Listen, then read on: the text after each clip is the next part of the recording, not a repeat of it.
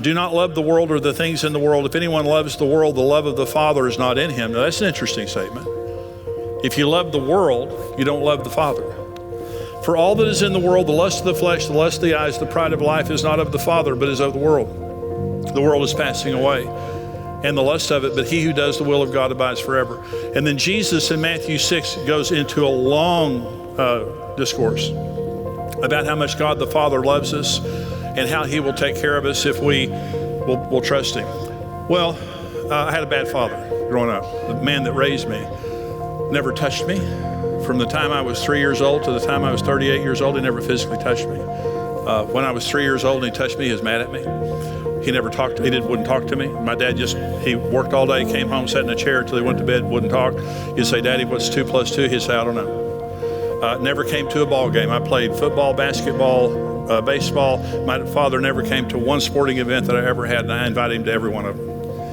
And he was just a bad father. No supervision. He worked, and he put food on the table and all that kind of stuff.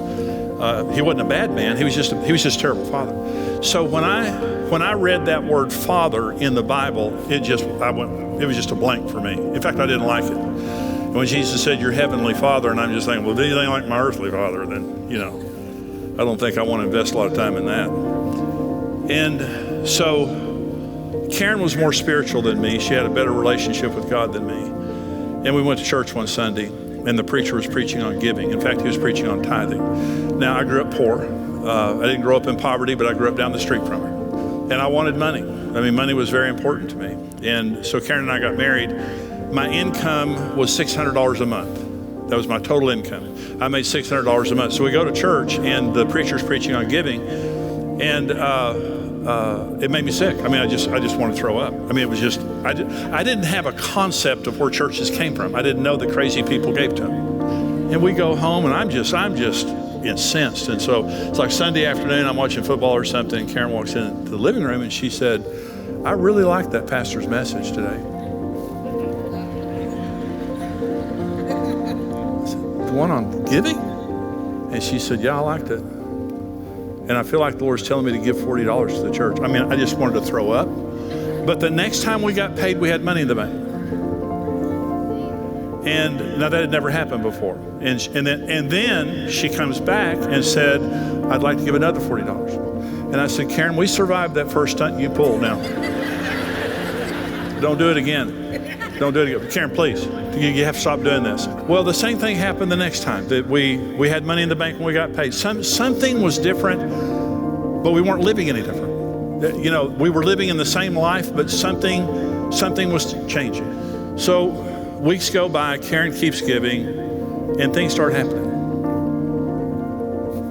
Never happened before. Good things start happening.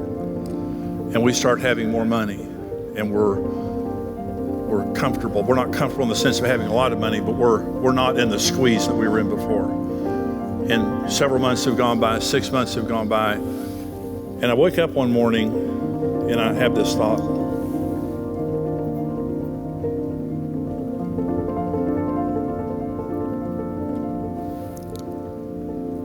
He knows us. He knows us. He knows where we live. And he's taking care of us. And that was one of the most important days of my life. It was the first time I had a concept that I had a Father in heaven. Listen to me. Don't love the world or the things in the world. If you love the world, the love of the Father is not in you.